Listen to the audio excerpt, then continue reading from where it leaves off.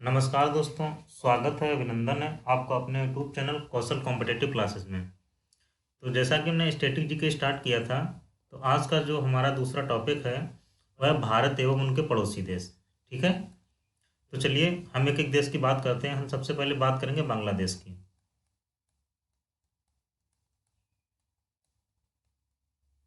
ठीक है, सबसे पहले बात करेंगे बांग्लादेश की। देखिए, बांग्लादेश की राजधानी ढाका है, इसकी भाषा बंगाली है, मुद्रा टका है। ठीक है, अब हम बांग्लादेश की स्थिति के बारे में बात करते हैं। तो देखिए, विश्व का सबसे बड़ा जो डेल्टा है वह सुंदरबन डेल्टा,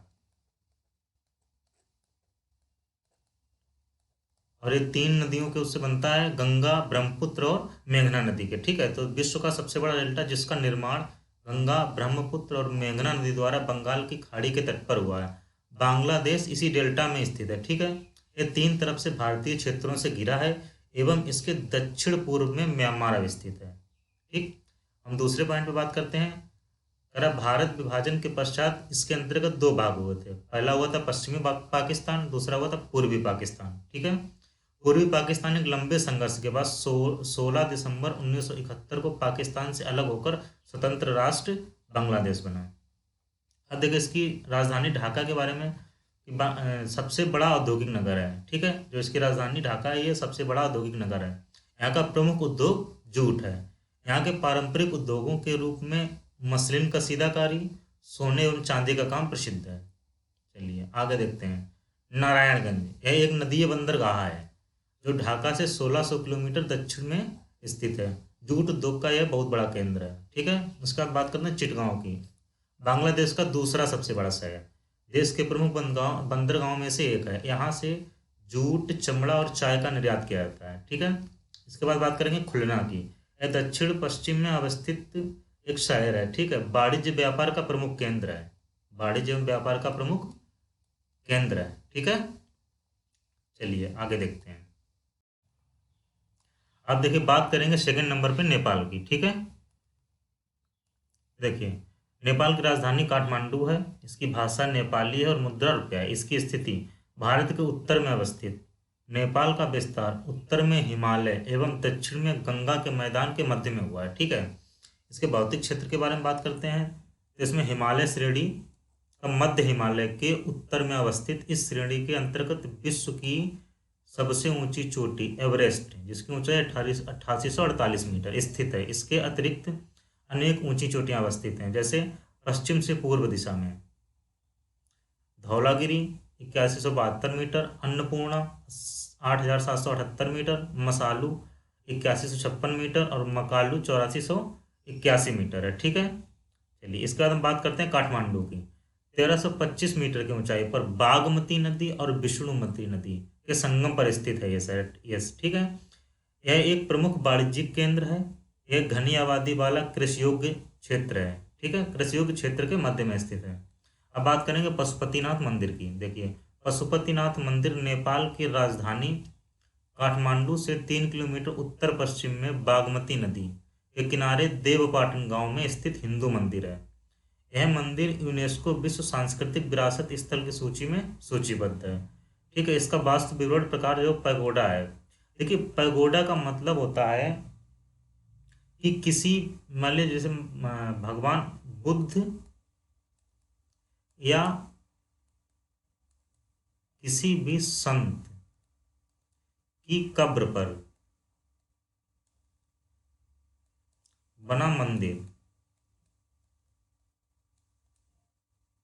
ठीक है, जो पैगोडा का उपयोग किया जाता है बुद्ध या किसी भी संत की कब्र पर जो मंदिर बनता था उसी में इसका उपयोग किया जाता है। या एक प्रकार से हम कह सकते हैं कि भगवान बुद्ध के मंदिर, भगवान बुद्ध के मंदिर। ठीक है, अब आगे हम बात करेंगे इसके कुछ महत्वपूर्ण बिंदुओं पे। देखिए, नेपाल के उत्तर में चीन का स्वायत्त शासित प्रदेश तिब्बत है। ठीक है, जो दक्षिण पूर्व व पश्चिम में भारत, और इसके दक्षिण पूर्व व पश्चिम में भारत अवस्थित है। नेपाल के 81% नागरिक हिंदू धर्मावलंबी हैं। नेपाल विश्व का जनसंख्या के आधार पर सबसे अधिक हिंदू धर्मावलंबी वाला राष्ट्र है। ठीक है, नेपाल की राजभाषा नेपाली है। नेपाल के लोगों को भी नेपाली कहा जाता है। इसका संवैधानिक नाम किंगडम ऑफ नेपाल है। ठीक है, नेपाल की आकृति चतुष्कोणीय है। तराई प्रदेश में मुख्यतः भाबर व तराई का क्षेत्र सम्मिलित किया जाता है, जो नेपाल का दक्षिण भाग है। इस भाग में चूरिया पर्वत श्रेणियां फैली हुई हैं, जो सवाना घास व सागवान के वृक्षों से ढकी हुई हैं। नेपाल एक स्थलीय अवरुद्ध देश है। अब देखिए यहाँ पे है स्थलीय अवरुद्ध देश। तो स्थलीय अवरुद्ध देश का मतलब होता है कि वह देश जिसकी सीमाएं या तटरेखा केवल स्थल से लगती हो। वह देश जिसकी सीमाएं या तटरेखा केवल स्थल से लगती हो। ठीक है, अर्थात इसका मतलब होता है कि जिस देश की कोई समुद्री सीमा ना हो। ठीक है, चलिए देखिए अब बात करेंगे पाकिस्तान की। ठीक है, पाकिस्तान की राजधानी इस्लामाबाद है। इसकी भाषा उर्दू है, मुद्रा रुपया है। ठीक है, इसकी स्थिति के बारे में तो पाकिस्तान की सीमा पूर्व एवं दक्षिण पूर्व में भारत के साथ, उत्तर में अफगानिस्तान के साथ, पश्चिम में ईरान के साथ एवं दक्षिण में अरब सागर के साथ तटरेखा का निर्माण करती है। ठीक, पाकिस्तान भारत का पश्चिमी सीमावर्ती पड़ोसी देश है। पाकिस्तान का निर्माण 14 अगस्त 1947 को हुआ। इसकी मुख्य नदी सिंधु दक्षिणावाहिनी है, जो अरब सागर में गिरने से पहले इसमें झेलम, चिनाब, रावी, ब्यास, सतलज, काबुल नदियां आकर मिलती हैं। सिंधु बैस की सहायक नदियों से नहरें निकाली गई हैं। ठीक है, जिससे देश के एक बड़े भाग की सिंचाई के लिए नहरों का जाल बिछा हो, इसलिए पाकिस्तान को नहरों का देश कहा जाता है। चलिए अगले पॉइंट पे बात करते हैं। अगला पॉइंट है मंगला बांध। झेलम नदी पर निर्मित है बांध पाकिस्तान का सबसे बड़ा बांध है। ठीक है, इसका हम बात करेंगे इसकी राजधानी इस्लामाबाद के बारे में। यह रावलपिंडी से 14 किलोमीटर उत्तर पूर्व में एक एवं 600 मीटर की ऊंचाई पर अवस्थित है। लाहौर रावी नदी के बाएं तट पर अवस्थित है। पाकिस्तान का दूसरा सबसे बड़ा शहर है। सूती वस्त्र उद्योग का बड़ा केंद्र है। एटाक ये तेल उत्पादक शहर है। सेई पाकिस्तान का गैस भंडारक क्षेत्र है। कालाबाग सिंधु नदी के दाईं ओर अवस्थित है। ठीक है, यह क्षेत्र कोयला भंडार के लिए जाना जाता है, कालाबाग। इसके हम कुछ मुख्य बिंदुओं पर बात कर लेते हैं। पाकिस्तान में सुलेमान श्रेणी, किरथर श्रेणी और साल्ट रेंज पर्वत विस्तृत हैं। इन श्रेणियों को पार करने के लिए खैबर, गोयल एवं बोलन दर्रे से होकर जाना पड़ेगा। ठीक है, सिंधु नदी पर तरवेला बांध परियोजना पाकिस्तान की सबसे बड़ी सिंचाई परियोजना है। पाकिस्तान के बलूचिस्तान प्रांत में हामुन ई मुश्केल मरुस्थल स्थित है। ठीक है, ये पाकिस्तान का मरुस्थल है। चलिए अब अगले देश की बात करते हैं, अफगानिस्तान।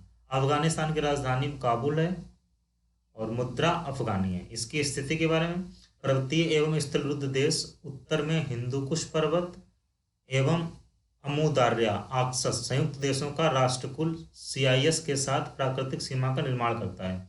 इस देश की सीमा पूर्व में पाकिस्तान के साथ एवं छोटी सी सीमा भारत के साथ लगती है। ठीक है, चलिए काबुल 1800 मीटर की ऊंचाई पर काबुल नदी के किनारे, ठीक है, यह स्थित है और ये देश की राजधानी भी है। प्राचीन समय में पूर्व एवं पश्चिम के व्यापार का प्रमुख केंद्र था। देश का बृहद बाजार केंद्र एवं खाद्य प्रसंस्करण प्लांट एवं सूती वस्त्र मिल का प्रमुख उद्योग केंद्र है। कंधार देश का सबसे बड़ा शहर है। ठीक है, दूसरा सबसे बड़ा शहर है। यह एक कृषि वाणिज्यिक केंद्र है। ठीक है, चलिए अब हम इसके बाद बात करेंगे भूटान की। इसकी राजधानी थिम्पू है, मुद्रा नोंगत्रुम है और इसकी स्थिति के बारे में देखते हैं। पूर्वी हिमालय के अंतर्गत पर्वतीय क्षेत्र में अवस्थित है। यह the land of thunder dragon के नाम से भी जाना जाता है। यह दो देशों के साथ सीमा रेखा का निर्माण करता है।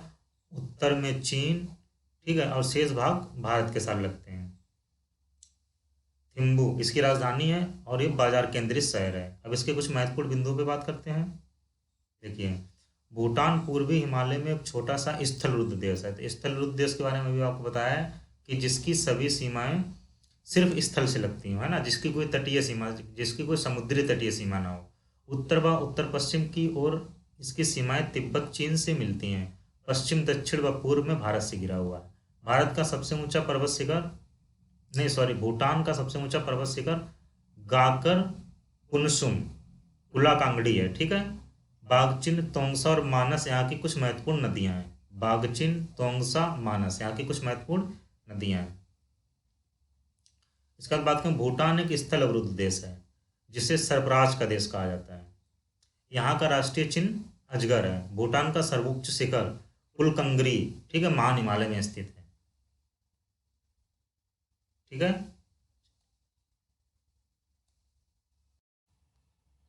अब बात करते हैं चीन की। देखिए, चीन की राजधानी बीजिंग है, भाषा मंदारिन है और उसकी मुद्रा रेनमिनबी है, ठीक है। जनसंख्या की दृष्टि से विश्व का सर्वाधिक जनसंख्या वाला देश है और आकार की दृष्टि से विश्व में तीसरा स्थान रखता है, ठीक है। चीन से 14 देशों की स्थल सीमाएं लगती हैं। तिब्बत पठार, जिनजियांग, इन पर्वत श्रेणियों में के मध्य स्थित है, ठीक है। जो तिब्बत का पठार है, जिनजियांग पर्वत श्रेणी के मध्य स्थित है। यह विश्व का सबसे बड़ा पठार है। इसकी औसत ऊंचाई 4000 मीटर है। बात करें बीजिंग, ठीक है, जहाज निर्माण एवं वस्त्र उद्योग का एक प्रमुख केंद्र है। संघाई बंदरगाह, चीन का प्रमुख बंदरगाह यांगसी कियांग नदी पर अवस्थित है। विदेशी व्यापार के लिए काफी व्यस्त बंदरगाह है। इसके बाद बात करेंगे वुहान शहर के बारे में। यांगसी कियांग नदी के मध्य क्षेत्र में अवस्थित है, ठीक है। और बुशांग, हेन्यांग, हनोऊ, ठीक है, बुशांग, हेनांग, हनोऊ से वुहान का सानिध्य बनता है। खनिज एवं भारी उद्योगों का केंद्र है। इसके महत्वपूर्ण बिंदु हैं, चीन व जापान विश्व के सर्वाधिक मत्स्य आहरण केंद्र करने वाले देश हैं, ठीक है। चीन और जापान विश्व के सर्वाधिक मत्स्य आहरण करने वाले देश हैं। चीन एशिया का सर्वाधिक टीन उत्पादक देश है। शंघाई को चीन का मैनचेस्टर कहा जाता है। चावल का सर्वाधिक उत्पादक देश चीन है। इसके बाद हम बात करेंगे म्यांमार की। इसकी राजधानी यांगून है, भाषा बर्मी है और मुद्रा क्यात है, ठीक है। देखिए, इसकी उपस्थिति के बारे में जानते हैं तो म्यांमार की सीमा रेखा भारत, बांग्लादेश, चीन, लाओस, थाईलैंड एवं पश्चिम में बंगाल की खाड़ी के साथ निर्माण करती है। इससे पर्वतों और नदियों की भूमि कहा जाता है। दक्षिण पूर्व एशिया के देशों में सबसे गरीब देश के रूप में जाना जाता है।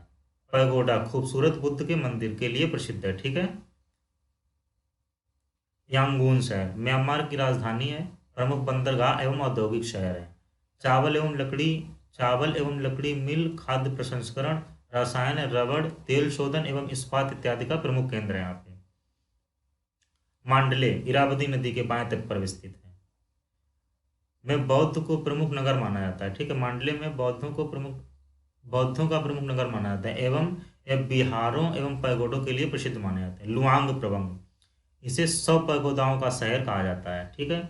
चौक इरावदी नदी के तट पर अवस्थित एवं तेल उत्पादक क्षेत्र है, ठीक है।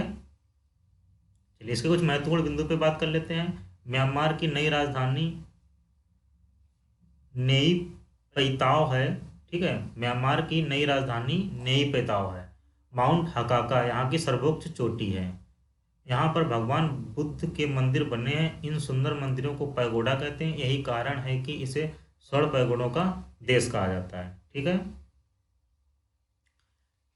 म्यांमार की तटरेखा काफी कटी फटी है।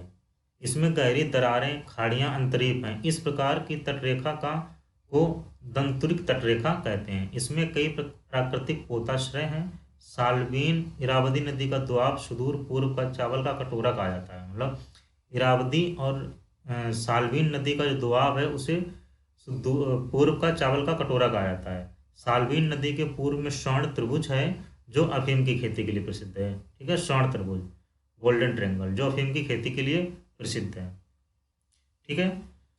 तो कैसा लगा सेशन कमेंट करके बताइए। पसंद आए तो लाइक करिए और चैनल को सब्सक्राइब करिए, ठीक है। मिलते हैं नेक्स्ट क्लास में। धन्यवाद।